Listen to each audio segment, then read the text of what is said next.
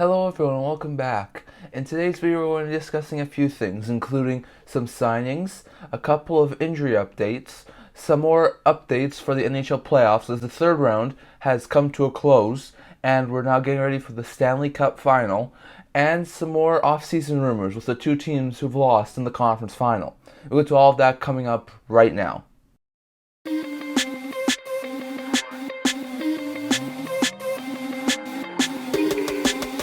Hello and welcome to another video here at the End-to-End Hockey channel. In today's video we got a couple of things to discuss, not too much, but some more important things. So we'll kick things off with a couple of signings that have happened recently. We'll start with the Florida Panthers. Now the Panthers are already in the Cup final. We're already waiting for the Stanley Cup final to happen. They've been waiting for a little while now. But they did make a signing a little while ago for one of their top prospects. And that is that they have signed 2021 first round pick Mackie Samoskevich to a 3-year entry-level contract that will have an average annual value of $925,000, and the deal will begin while this season was still going on. So for Samoskevich, he was able to get into a couple AHL games as well as a couple of playoff games. Did all right. He looked really good, so he was able to get some, but he did burn the first year of his contract, so he's going to have 2 years left at the start of this next season on his contract, so definitely going to be interesting to see if he's able to get any NHL action. But he's been doing pretty good. He's been playing over in the NCAA over the past couple of years, and has been doing quite well. A couple of years ago, he had 10 goals and 29 points in 40 games. This year, he had 20 goals and 43 points in 39 NCAA games. So over a point per game. He was definitely a solid force in the NCAA. So a really good prospect for Florida. I know Florida's traded away a ton of picks and prospects over the last year and a bit to try and help their team improve. And they don't even have any first round picks until 2026, if I'm correct. But they do have a couple of good prospects. I think Samoskevich is probably one of their best ones. Samoskevich, I would expect, will probably be a good middle six, maybe even top six forward in the next couple of years. He seems like he has that sort of starter potential. Definitely going to be a top 9 forward in the NHL. So I think this is a really good signing for the Panthers. I could even see him make the NHL team next year, depending on what the Panthers do in the offseason and if they improve that offense or don't, but he's a good cheap option who's definitely going to be a force on the offensive side. So I think Samoskevich could definitely challenge for a roster spot next year, but also wouldn't surprise me if he spent a year in the minors, continue to develop, and then at some point in the following season he probably makes the NHL jump. But definitely I think Samoskevich is a really good prospect, probably one of only the top 2-3 prospects the Panthers have left that are really good, solid NHL possible level prospects, and signing him is going to be really good for the Florida Panthers. So good possible top 9 forward, maybe even top 6 forward in the next couple of years, and I think Samoskevich will be a really good addition to Florida whenever he makes the NHL roster. And then we have a couple of contract extensions to talk about. First was the St. Louis Blues. They signed Matthias Lafreniere to a 1-year, $775,000 extension that will kick in at the start of next season. Now, for Lafreniere, he was a late-round pick back a couple of years ago, I think in the 2018 draft.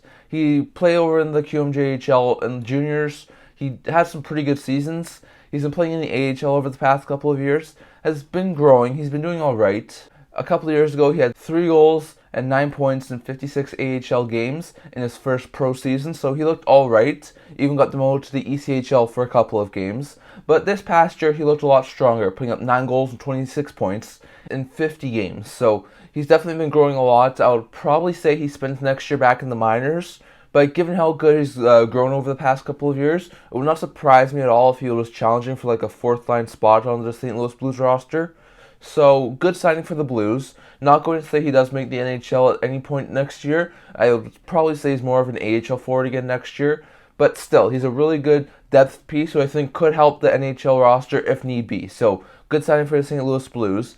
And for the Chicago Blackhawks, they extended young goalie Arvid Soderblom to a 2-year deal that will have an AAV of $966,000, and once again will begin at the start of next year. So for Soderblom, he was an undrafted forward. He had been playing over in the SHL and Allsvenskan, so the Hawks saw some potential with him. They brought him over, they signed him, and he's been doing great ever since. Over the past 2 years, Soderblom split time between the NHL and AHL, mostly playing in the AHL, getting some NHL action. A couple of years ago, he got into 38 AHL games, putting up a 2.76 goals against average and a .919 save percentage. Didn't do too well in the 3 NHL games he got to play, as in the NHL he had a 5.01 goals against average and .836 save percentage, so just not great numbers for Soderblom, but he definitely still had a really good AHL, just looked like he needed a little bit of time to grow. This past year, he had a little bit down numbers on the AHL, but not too much. As he had 2.29 goals against average and a .905 save percentage in 33 games. And while that was a little bit down from his previous one, it wasn't too much, and he still looked like a pretty good goaltender in the AHL. Meanwhile, in the NHL, he definitely improved. With injuries to guys like Mrazek and Stalock, he was called up a couple times this year, and he got into 15 NHL games, putting up a 3.45 goals against average and an .894 save percentage. So a lot better than the previous 3 games he played the season prior. And he also looked like he was growing a bit. So, in my opinion, I could see Soderblom maybe get a shot at the NHL next year. It wasn't surprised me at all if he was once again an AHL goalie and third stringer on the Hawks team, but given how well he's played over the past couple of years, I think with the Hawks trying to grow, I could see Soderblom maybe be like a backup at the NHL level next year. Wouldn't surprise me. And if he was a third stringer next year, then I expect the year after for him to definitely be the backup. But I definitely think Soderblom should have an NHL future. He looks like a really good young goalie prospect. And I think if he can continue to play like he has the past couple of years, he should definitely be an NHL level goalie. So good for Soderblom to get his extension with the Hawks. Good for the Hawks to get him extended. And hopefully in time and in the not too distant future, Soderblom can definitely be a good NHL goalie for the Chicago Blackhawks. So these are the only 3 signings we want to talk about for today.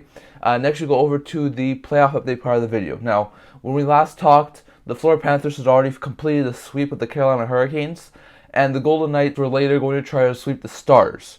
So we've had 3 games since then. So first was Game 4 between the Knights and the Stars. Really closely contested affair. Once again, tight game, just like we saw in Games 1 and 2 for the Knights and Stars. So first, the Knights were able to open up the scoring thanks to William Karlsson in the first. Later in the first, Jason Robertson would tie it up to make it a 1-1 game after 1. In the second, Jonathan Marchessault would score for the Golden Knights, give them a 2-1 lead. Once again, Jason Robertson would score to tie it up for the Stars late in the second period, and that's the way it went into the second intermission, 2-2 game. That's also the way it went into the third intermission, as there was no scoring in the third. So it went to overtime, 3-3. And then a penalty by Brayden McNabb led to this goal here from Joe Pavelski in overtime that helped the Stars win the first game of the series and send it back to Vegas down 3-1 in the series. So good, valiant effort from the Dallas Stars. They pushed the Golden Knights a lot. They had a lot of comebacks, especially once the Golden Knights made a 1-0 and 2-1 game. So they were able to show valiant efforts, pushing the series to a Game 5. So then we went to Saturday with another chance for the Vegas Golden Knights to close out the series. And for Vegas, they were hoping to close out on home ice, but it was a little bit of a different story again. So once again, Knights were able to get a 1-0 lead thanks to Ivan Barbashev to give the Knights a 1-0 lead. However, Luke Glendening would score later in the first to make it a 1-1 game. Once again, it finished 1-1, end of 1. Then in the second period, Chandler Stevenson scored to make it 2-1 Knights.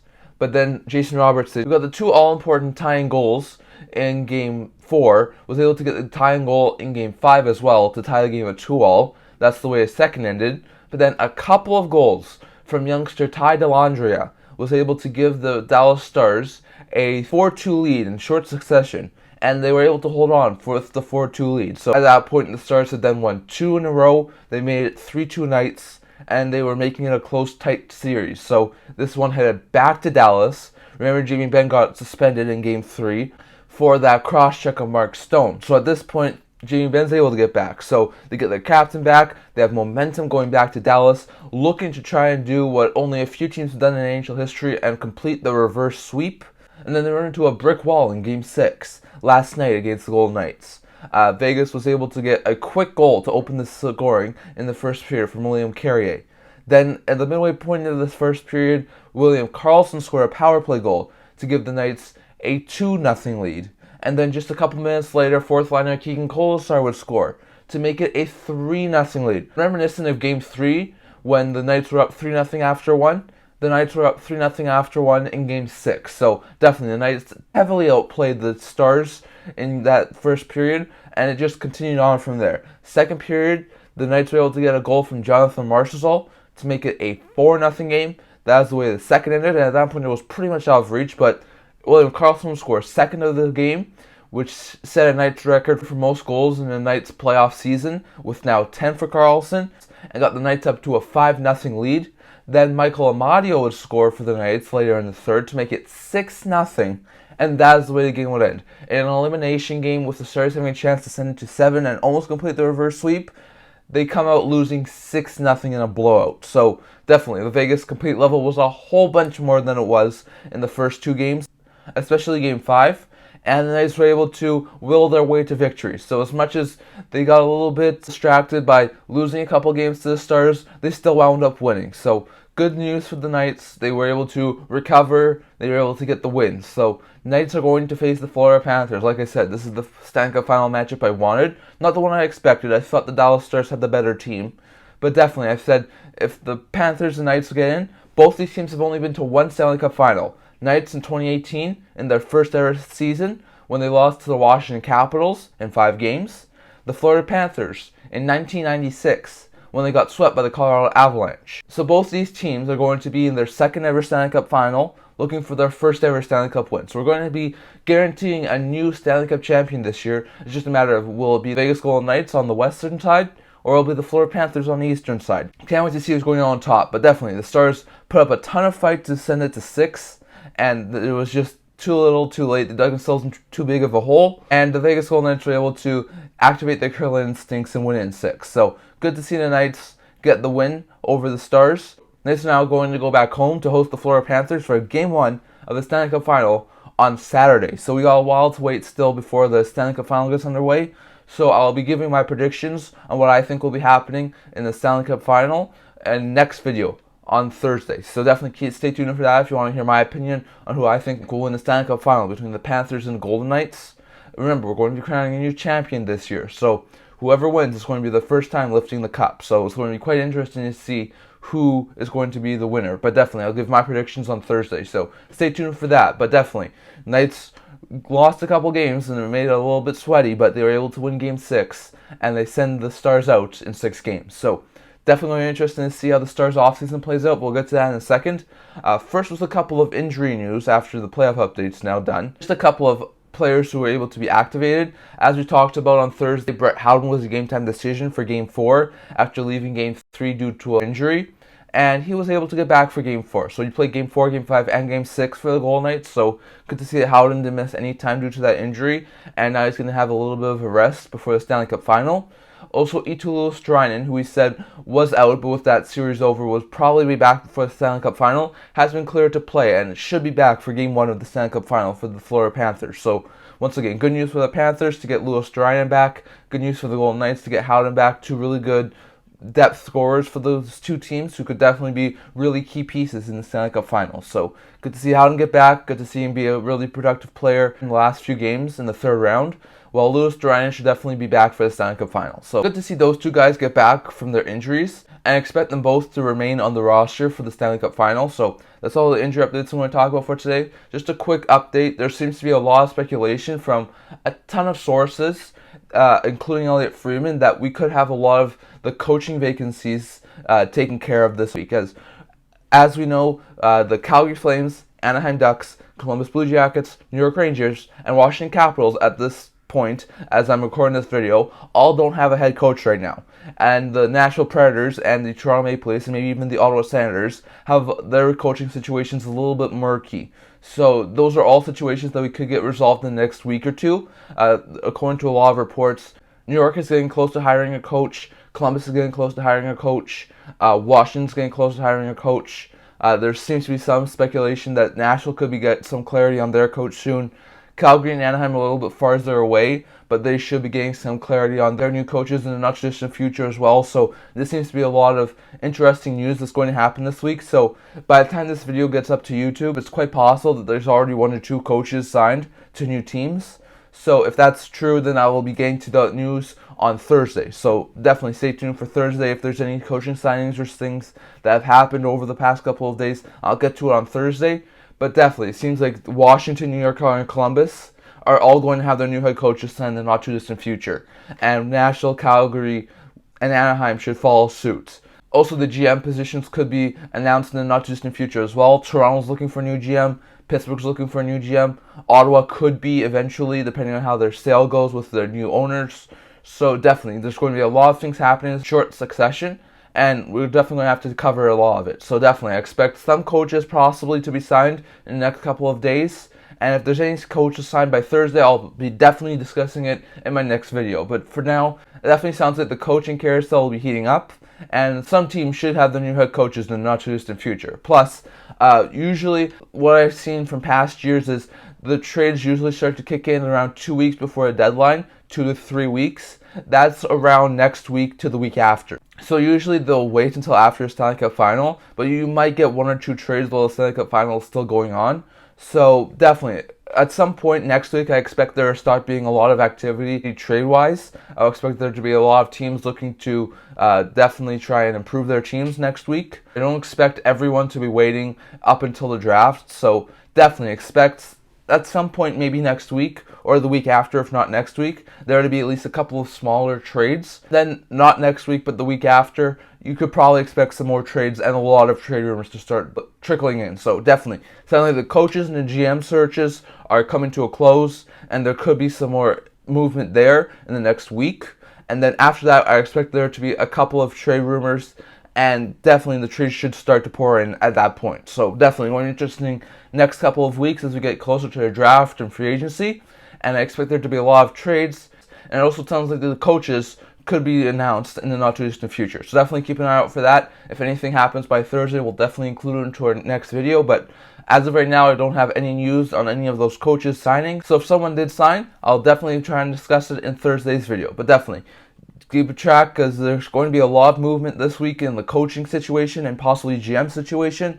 And over the next couple of weeks, we'll probably have a lot of trade rumors and trade news to talk about. So definitely keep a lookout for that. And definitely keep up to date with my videos, as I'll definitely be discussing all the news and rumors that have happened around the NHL over the next couple of weeks. So definitely interesting news. But that's all the updates I want to get to today. And lastly, here we go over to the off-season rumor probably video. So definitely, we've gone over a lot of teams' off-seasons. My written blog post, I've also done a couple of teams' off-season previews. I've definitely done a lot of videos dedicated to some teams' off-season previews. Today we're going to be discussing the 2 teams who lost in the conference finals. That is the Dallas Stars and the Carolina Hurricanes. So we'll get to the Hurricanes first, as they were the team who exited first. So they were able to get past the New York Islanders in round 1 in 6 games. They got past New Jersey Devils in round 2 in 5 games. But then they ran into a brick wall in Florida, and they lost in a sweep. So it was definitely a really good series against Florida, but they weren't able to get the lucky bounces. So where do the Carolina Hurricanes go from here? Well, they've had a really good season. I think one of the main reasons they could probably say they didn't do overly well is they didn't have Svechnikov, they didn't have Pacioretty, they did have Teravainen in the 3rd round, but Svechnikov is a huge piece of their offense, and they brought in Pacioretty to be a good top 6 lethal scoring forward. Those 2 guys were both out for the entirety of the playoffs. So losing those 2 guys was a really big blow and really did hurt their scoring production, which I think really did hurt them in that series against Florida.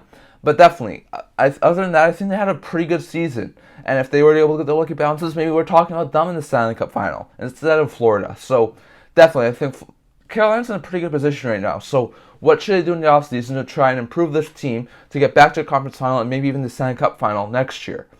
Well, on the goaltending side, they have a good young goaltender in Pyotr Kochetkov. Kochetkov was the Carolina Hurricanes' 3rd-string goalie this year. Due to injuries for Ranta and Anderson, he was called up on multiple occasions and looked really, really good. At one point, he was like one of the top-end rookies. So definitely, I think Kochetkov next year going to be a legit tandem goaltender. Whether it be a 1A or a 1B, he's definitely going to be an NHL-level goalie next year. So I expect Kochetkov to be back. But the Carolina Hurricanes have both Frederik Andersen and Antti Ranta, who are their goaltenders from last year, pending UFAs right now. So they're not signed, and they could be leaving via free agency. So the question will become, who's going to be Kochetkov's tandem partner in next year? Do the Carolina Hurricanes consider bringing back Frederik Andersen? Do they consider bringing back Antti Ranta? Or do they go out in free agency or via trade and try and bring in another new goalie? I think it's quite possible they could look at every single option. It wouldn't surprise me at all if they were to bring back a guy like Anderson or Ranta. Both guys did really good in their 2-year time with the Carolina Hurricanes, so it wouldn't surprise me at all if they tried to bring those 2 back. But it also wouldn't surprise me if they tried to get an even bigger upgrade, maybe going after a starter like a Talbot or a Jari in free agency as well. So definitely wouldn't surprise me at all. But definitely, I think Kochetkov is going to be a for sure goaltender at the NHL level next year. It just depends on who's going to be his tandem partner. On the defensive end, their top four are still signed beyond this year. Shea Pesce are entering the final year of their contract this year. Slave and Burns still have a couple years left, so they have the top pair still locked up. I don't expect them to move either one of them. I don't expect them to move either Pesce or Shea either. I would expect them to maybe try and consider extending Pesce. He's been a really good defender for them, and if they can keep him, I think they should definitely try. Shea, wouldn't expect him to try and get a contract extension, but I also wouldn't expect him to be moved. The team still has a couple of younger guys like Chatfield and Coughlin. Coughlin's an RFA who I expect would be definitely brought back. Chatfield's a really good player, so he still has a year left on his contract, so I'll expect both of these guys to probably be back. I do wonder if they try and bring in a good third pair of defensemen. They had Gostisbehere for their playoff run. I think he might be a little bit too expensive for them to keep, but I would also consider maybe them, if they can find a way to do it, definitely they'll probably try and keep Gostisbehere, but if they can't, I would definitely not be surprised if they went out and tried to acquire another good solid third pair defenseman. So, in my opinion, try and get Pesce under contract for a contract extension, but besides that, trying to bring in another third pair defenseman. They still have a pretty solid defensive end, so in my opinion, that's probably what they should try and do. And then on top of that, on the forward group, I think that's where they need the most work. Now, they still have a pretty good top six. They got guys like Kotkaniemi, Nashis, Svechnikov, Aho, Teravainen, so they still have a really good top six.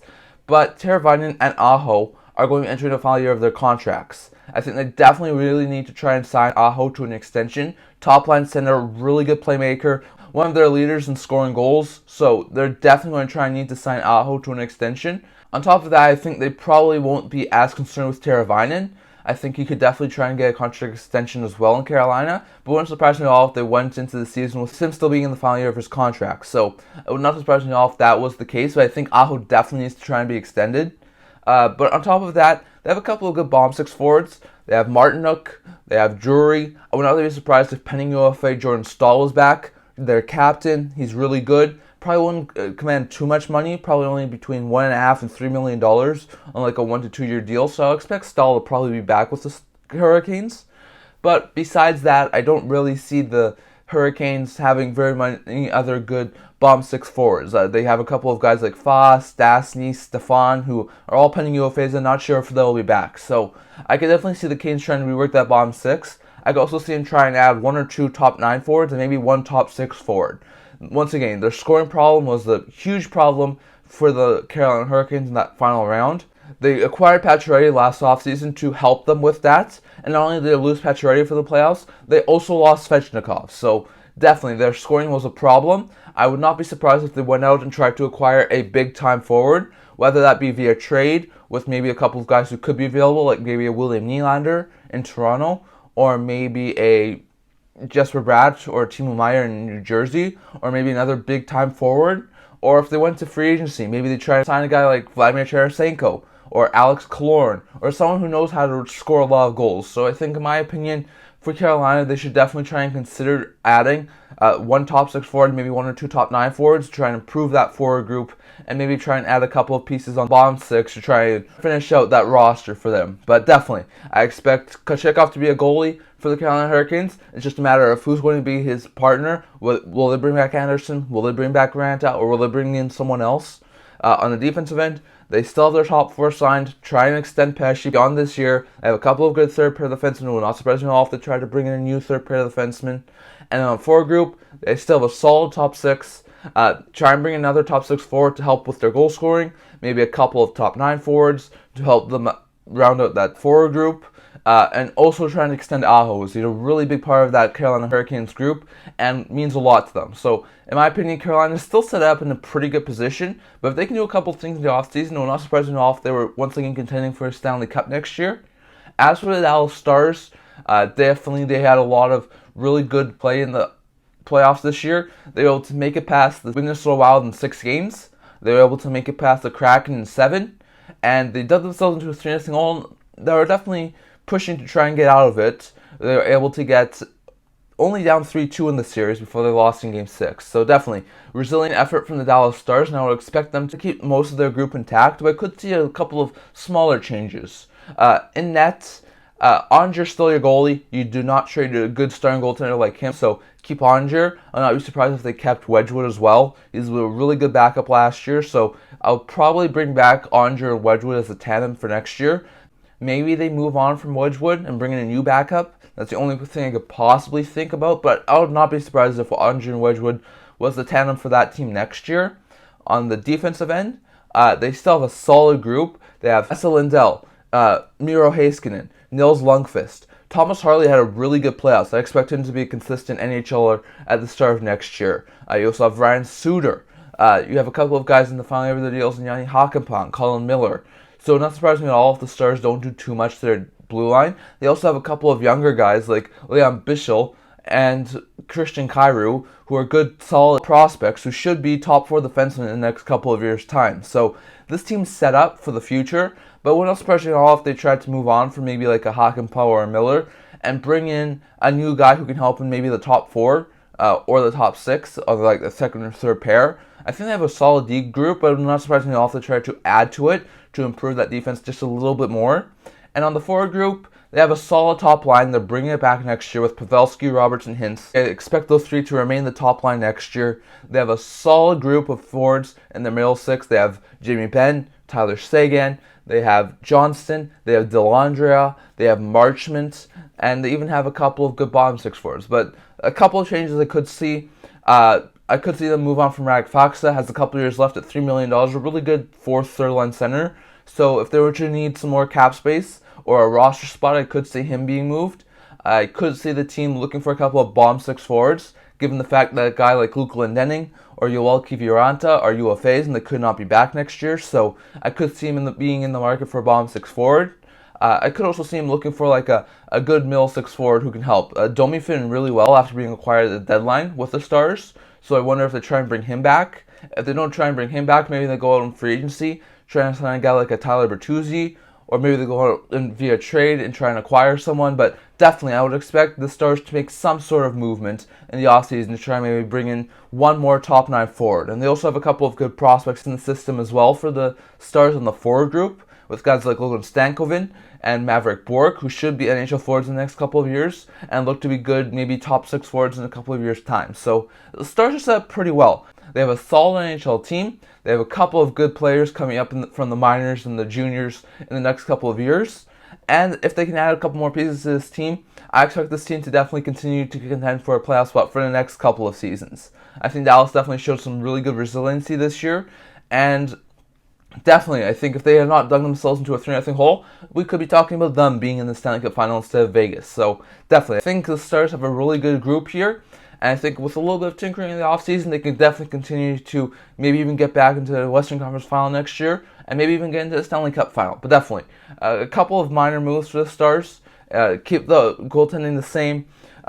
Maybe move on from Hakanpää or Miller in the defensive group and add another defenseman while you wait for maybe 1 more or 2 more years for a guy like Bichsel or Kyrou. Maybe get a couple of bottom 6 forwards with guys like Kiviranta and Glendening maybe not being back. And on top of that, add a top 9 forward and maybe consider bringing guys like Stankoven and Bourque onto the lineup. And I think that team is going to do fantastic next year. So in my opinion, the Stars look like they're going to do really well in the next couple of years. And it will not surprise me at all if they can do a little bit of tinkering to their lineup, that they were back in the Western Conference final or the Stanley Cup final in next year's season. But definitely, if you're a Stars or Canes fan, let me know down in the comments what you think your team should be doing in the offseason to improve and maybe make it to the Cup final next year. Should the Canes try and extend Aho and Pesce and try and bring in another goal scorer? And should the Stars try and get some more youth in their team, maybe bring up guys like Bichsel, Kyrou, Stankoven, and Bourque in the not-too-distant future, and maybe could they send another top 6 forward or top 9 forward to try and improve that scoring on that team as well? But definitely, let me know down in the comments what you think the Hurricanes and the Stars should do in the offseason to improve that team and get themselves closer to the Stanley Cup. But that's all I'm going to talk about for today. Remember to like this video and subscribe. I also do a written blog. I'll leave a link to that in the description below. I also touch on some news and rumors there, as well as off-season plans blog posts as well, so definitely check that out. The link to that in the description below, and I can't wait to see you guys all for the next video. See you guys soon.